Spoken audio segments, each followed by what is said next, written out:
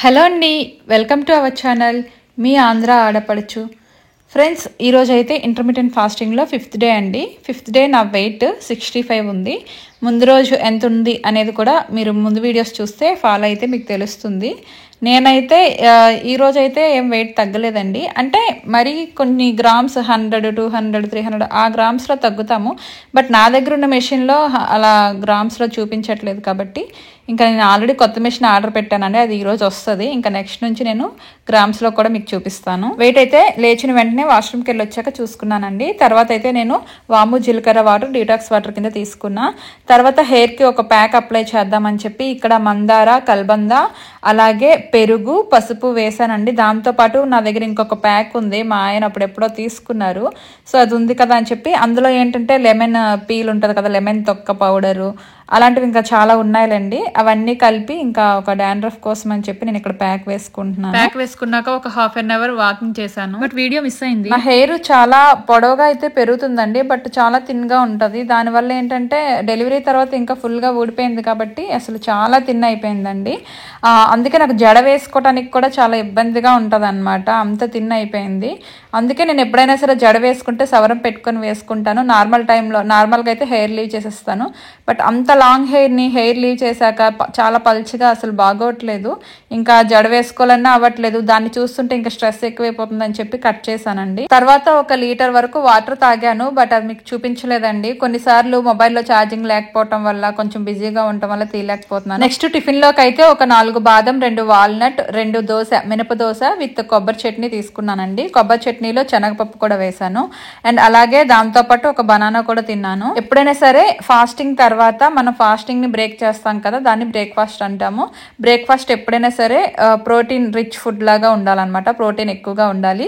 ఇక్కడ నేను hair cut చేశానని చెప్పాను కదా అండి, సో అందుకే చూపిస్తున్నాను. ఎలా ఉందో కామెంట్ చేయండి.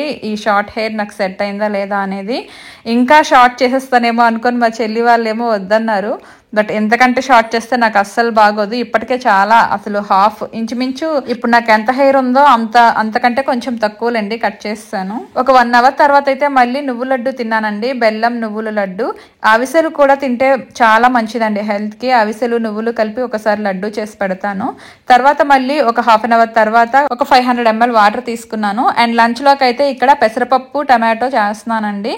అలాగే దీంతో పాటు ఒక కర్రీ చేస్తున్నాను, బీన్స్ టమాటో. ఇందులో ఆకుకూర కూడా వేయొచ్చు, బట్ పిల్లలు రోజు ఆకుకూర లేనని విసిగిపోతున్నారు అనమాట. అందుకని చెప్పి ఇంకా ఆకుకూర ఏం వేయలేదు. ఇక్కడ బీన్స్ టమాటో కర్రీ కూడా చేస్తున్నాను. బీన్స్ ని ఫస్ట్ అయితే నేను ఉడకపెట్టుకుంటున్నానండి. మనం ఫాస్టింగ్ వెయిట్ లాస్ లో ఉండేటప్పుడు ఏంటంటే ఫ్రైడ్ ఐటమ్స్ ని మాక్సిమం అవాయిడ్ చేస్తే బెటర్ అండి. అందుకనే నేను ఉడికించి వడేయడం అంటారు కదా, అలా చేసి ఇక్కడ కర్రీ చేసుకుంటున్నాను. తర్వాత అయితే ఇంకా లంచ్ లోకి ఏమేమి తీసుకుంటున్నానో చూడండి. ఇక్కడ నేను బ్రౌన్ రైస్ అండి వండింది. బ్రౌన్ రైస్, బీన్స్ కర్రీ, పప్పు, అలానే కీరా కొంచెం, క్యారెట్ కొంచెం పీసెస్ చిన్నవి తీసుకున్నాను. కీరా అనేది మనకి వెయిట్ లాస్లో చాలా హెల్ప్ అవుతుందండి. మనం ఈవినింగ్ టైం మీల్లో అయితే కీరాని తీసుకున్నాం అనుకోండి, మనం ఒక ఫుల్ కీరా తిన్నాం అనుకోండి, మనకి పొట్ట ఫుల్ అయిపోతుంది. ఎందుకంటే వాటర్ కంటెంట్ ఎక్కువ ఉంటుంది కదా, అలాగే ఫైబర్ ఉంటుంది కాబట్టి పొట్ట ఫుల్ అయిపోతుంది అనమాట. మనం ఇంకా ఆకలి కూడా అనిపించదు. ఫస్ట్ ఒక 2-3 డేస్ వరకు ఆకలి అనిపిస్తుంటుంది, బట్ మనం అలవాటు పడిపోతే ఇంకేం అనిపించదండి.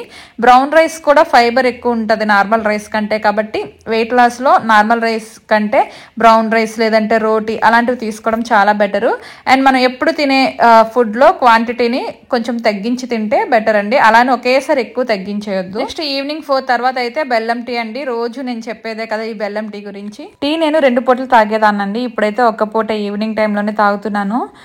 అండ్ నెక్స్ట్ అయితే డిన్నర్లోకి పపాయా తీసుకున్నానండి. పపాయా ఉన్ని కీరా తీసుకున్నాను నేను.